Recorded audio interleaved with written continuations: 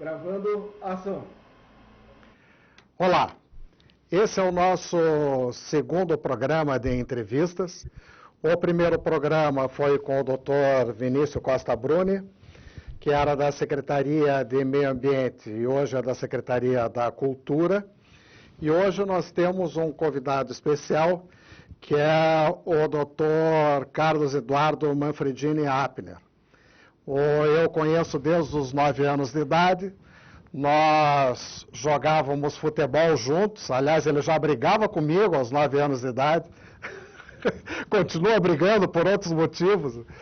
E hoje é uma data especial, porque é uma data que seria o aniversário de um amigo nosso, o Roberto Catti, que infelizmente faleceu de acidente, e eu gostaria então de dedicar essa entrevista ao nosso amigo Roberto Catti. E podemos então começar. Dentro do mundo do direito, qual é o melhor conceito de inovação? Bom, em primeiro lugar, Marcos, eu quero dizer que para mim é uma grande honra, uma alegria enorme participar do teu programa. Marcos de Inovação remete à sua história de preocupação com aspectos de vanguarda, implementados nas áreas onde você sempre dedicou um pensamento crítico muito grande. De certa forma, participar deste programa, uma maneira de conversar a respeito daquilo que você conquistou ao longo da tua vida profissional. Portanto, eu quero deixar registrado em primeiríssimo lugar a minha honra, a minha alegria de estar com você nesse programa. Em segundo lugar, não poderia ser diferente, Roberto Catti sempre esteve conosco na nossa infância, na nossa juventude, nos momentos melhores, naqueles que não foram tão bons, nos deixou cedo, mas uma lembrança alegre, um espírito descontraído que nos faz sempre invocar a presença dele, a presença do Catinho, como nós o chamávamos, nos momentos das nossas celebrações, até as mais recentes.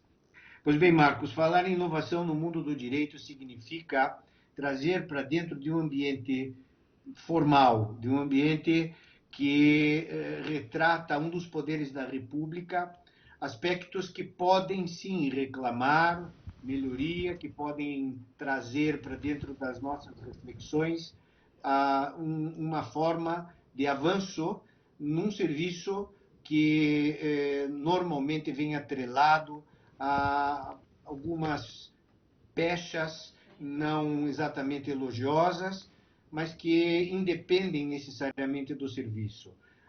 O acesso à justiça é princípio constitucional assegurado há anos na nossa Constituição Federal e se enfrenta defeitos, se enfrenta problemas. Não são eles isolados, não são únicos, eles são fruto de prováveis aspectos que, de um modo sistêmico, conduzem às dificuldades na implementação destes direitos fundamentais. Cabe pensar em inovação de várias formas.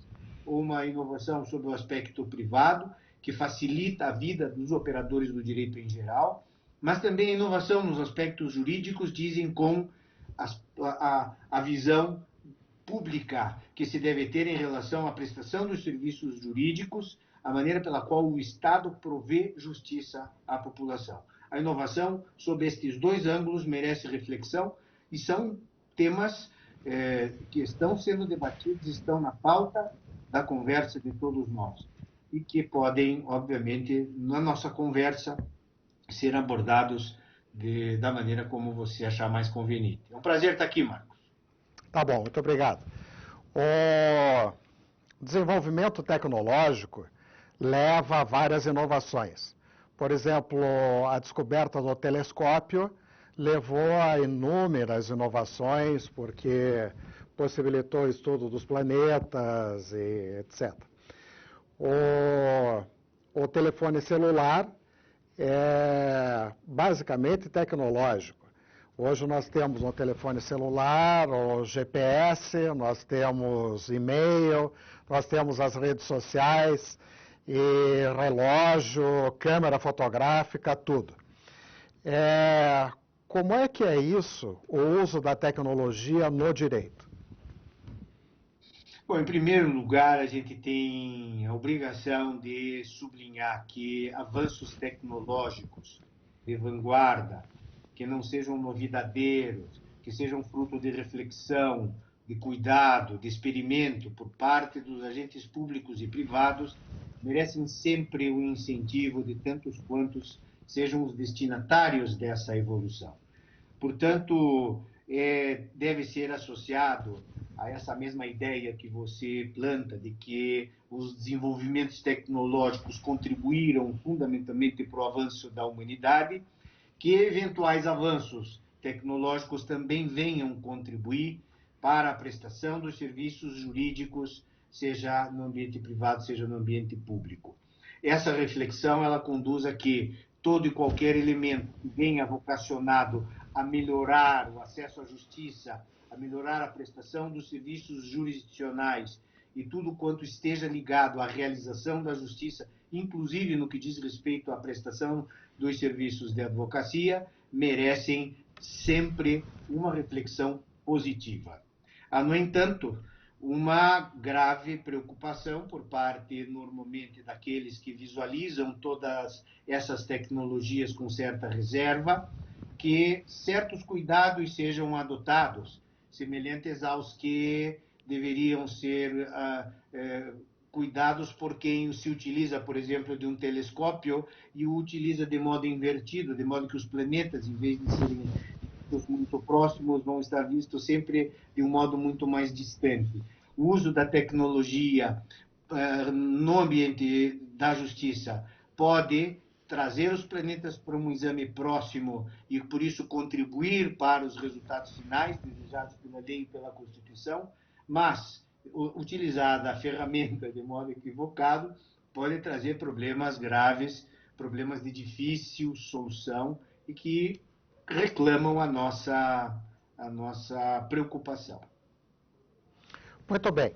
Todos nós queremos uma justiça que seja rápida e eficiente. Em que medida a tecnologia auxilia isso?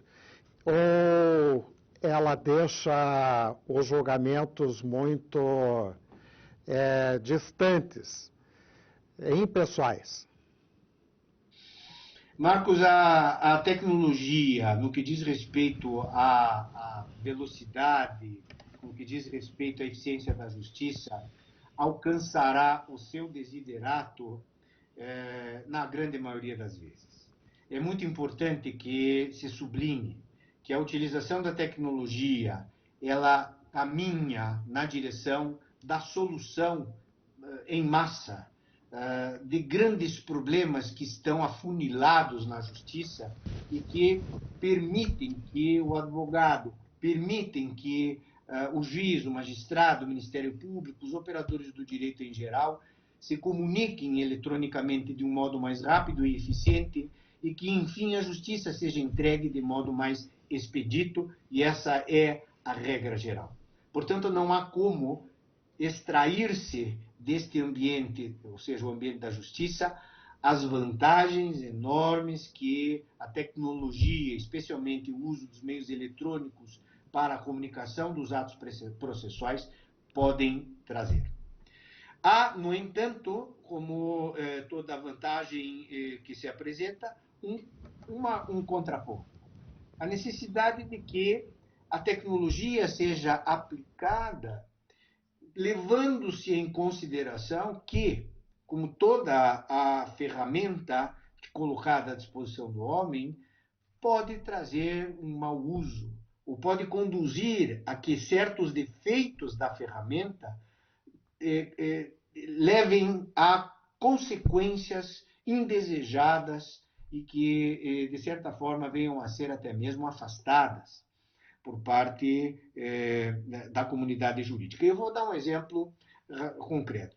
Se é rápida a atuação dentro do processo, por meio de uma comunicação que se faz hoje de modo extremamente eficiente por vídeo, como nós hoje aqui nesse momento estamos conversando, também é verdade que certas soluções de vanguarda dependem do desenvolvimento da atuação humana, da criação de processos, da criação de softwares, de programas, de aplicativos que fazem com que essa atuação se torne possível. A simples comunicação por vídeo, ela ganha uma nova roupagem quando elas podem ser utilizadas por qualquer um a qualquer momento para se comunicarem, para irem por meio destas ferramentas para dentro das casas, provocando debates, permitindo a reflexão a respeito de ideias. Nesse aspecto não há problema. Nesse aspecto nós estamos bem avançados.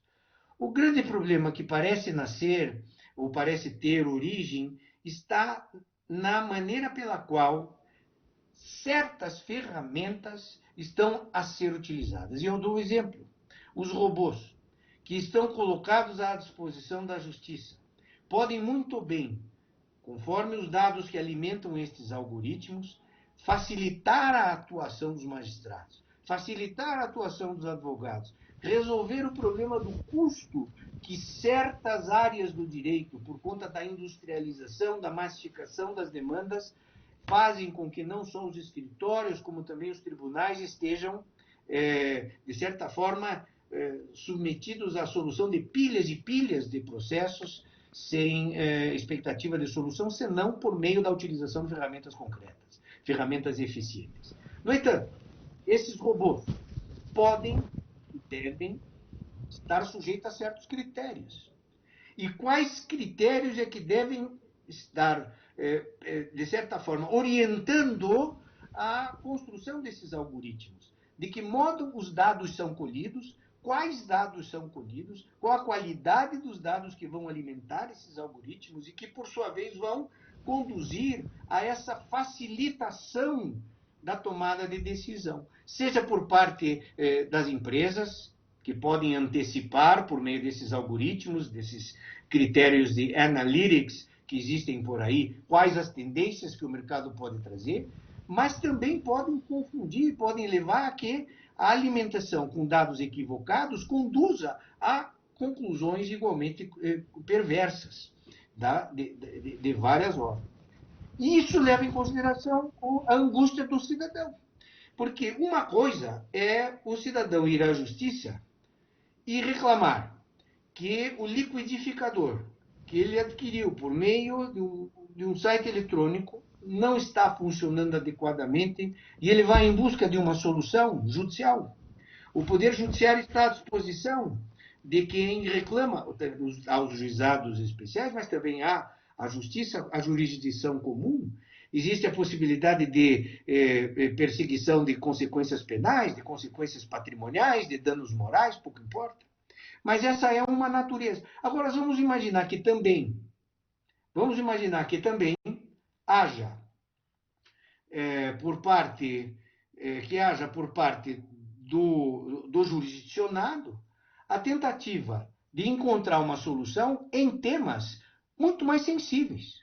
Por exemplo, usar de meios virtuais, de conversas de vídeo, para a colheita de depoimentos nucleares em disputas de direito de família, onde se pleiteia, por exemplo, a guarda de um filho, em questões criminais, onde o magistrado deve estar adequadamente em contato com a parte e recebendo elementos que presencialmente poderiam influenciar diretamente na decisão que viesse ou que vier a ser tomada. Então, a utilização da tecnologia, ela pode escapar da simples comunicação. Ela pode estar, de alguma maneira, vinculada à construção de critérios eletrônicos, digitais, que podem aproximar o caso do magistrado, mas que também podem afastar o caso do magistrado, porque o algoritmo já terá dado um resultado prévio, uma análise preliminar a respeito da solução do caso. Me parece que aí há o contraponto. A vantagem de solucionar questões de modo rápido, mais simples, e por outro lado, a necessária qualificação por meio de critérios objetivos para que certos casos escapem do alcance da uniformização ou da inteligência que venha a ser aplicada na separação dos casos. Acho aí está o grande problema. Nós podemos chegar a casos, Marcos, de discriminação. Nós podemos chegar a casos onde a alimentação do algoritmo com dado equivocado conduz a soluções absurdas, do ponto de vista jurídico. Acho que essa é uma questão que precisa ser colocada. Uma coisa é eu discutir o problema do liquidificador. A outra é provar minha inocência de uma acusação infundada e que necessite de alguém que venha a dizer para o magistrado, com a emoção que o assunto exige, que eu não sou responsável pelo ato ilícito relativamente ao qual eu estou sendo acusado. E o vídeo não permite, na maioria das vezes, que o advogado ou que a parte demonstre como que presencialmente aquela circunstância poderia ser a expressão da sua própria inocência e casos parecidos com esse. Muito bem. Então, resumindo, os julgamentos virtuais são positivos ou negativos? Podem ser positivos e, na grande maioria das vezes, serão, porque a grande massa da população precisa de julgamentos rápidos. Mas não se pode deixar de fora que a utilização de critérios tecnológicos, de elementos que venham a ser utilizados na construção destas equações de análise preliminar de dados pode ser extremamente nociva. Pode ser extremamente nociva. Pode haver um robô, como de fato há, que atribua a um determinado conjunto de informações a prévia indicação de que aquele recurso não deve ser admitido, ou que o outro recurso deve ser admitido, e que um erro constante do modo de alimentar possa conduzir a soluções que sejam, na verdade, incongruentes com o conceito de justiça. Portanto, de um jeito é possível defender, sim, e na maioria das vezes o faremos, que a tecnologia, bem cuidadosamente construída e aplicada, vem para permanecer no ambiente jurídico. Mas há que se dar ao jurisdicionado a possibilidade de dizer que em determinados aspectos, em determinadas questões, eu preciso estar fora desse ambiente. Vou te dar um exemplo, notícia de hoje. O CARF, que é o Conselho da Receita Federal de Contribuintes, está dizendo que questões até 8 milhões de reais podem ser julgadas virtualmente. É um critério. Ou seja, a minha questão, que é de 7 milhões de reais, de matéria tributária, e que pode me conduzir à insolvência, porque eu estou dizendo que não me considero sujeito passivo de uma determinada obrigação tributária, e estou defendendo isso, ela é de 7 milhões. Porque ela é de 7 milhões e o CARF decidiu que até 8 podem ser virtuais, eu não tenho a opção, ou posso não ter a opção, de defender presencialmente a grave irresponsabilidade tributária que sobre mim recai. Acima de 8 milhões, pode ser 8 milhões e 10, que para uma grande empresa, 8 milhões e 10 podem representar um valor pequeno. Há uma questão relativa e que vai acabar se tornando objetiva no momento em que o legislador, ou o próprio órgão público, ou a própria justiça fixar critérios a respeito dos quais se possa criar situações discriminatórias ou erros ou opacidades que não venham a ser adequadamente tratadas pelo Poder Judiciário. Mas, em regra geral, Marcos, a resposta é afirmativa. A justiça vai melhorar com a tecnologia. Para finalizar, qual é a sua opinião sobre a mediação? Aí nós estamos num outro ambiente, um ambiente onde as pessoas, até por incentivo da legislação processual, estão sendo conduzidas a encontrar mecanismos de solução de conflitos que evitem a utilização do aparato público e, portanto, dispensem a intervenção judicial, pelo menos num primeiro momento. A mediação é um mecanismo de autocomposição de conflitos, orientado por profissionais treinados para essa finalidade e que podem, e a expectativa é muito grande nesse sentido, desafogar muito a função do Poder Judiciário em relação a aos conflitos, especialmente aos conflitos que caibam a disponibilidade dos direitos por meio dessa autocomposição dos conflitos. Ao lado da arbitragem, que pode ser considerado um meio também de solução de controvérsias, mas fundamentalmente a mediação, porque essa foi a tua pergunta final, é mecanismo jurídico altamente festejado pela comunidade processual brasileira, que vem sendo utilizado tanto quanto possível como um mecanismo eficaz de solução de conflitos e que merece, por parte dos estudiosos, sempre um cuidado atento. Até porque a mediação coloca as partes frente a frente, até porque a mediação permite que as partes encontrem soluções sob certa metodologia, que sejam aquelas que sejam consideradas minimamente satisfatórias, mas que evitam o recurso ao Poder Judiciário. Essas são as ideias, Marcos, muito superficiais, mas que me fazem sempre um crítico, às vezes festejando a inovação e às vezes sublinhando que podemos encontrar problemas graves criados por nós mesmos. Tudo depende de usarmos marcos adequados nestas inovações. Muito bem. O nosso entrevistado de hoje tem feito podcasts que são chamados Dadocasts. E eu quero, inclusive, convidá-lo a colocar esses podcasts no meu portal, futurinove.com.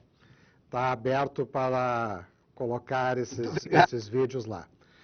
E quero agora cumprimentar a Uninter pelo convite para que fosse feita essa série de entrevistas. Muito obrigado.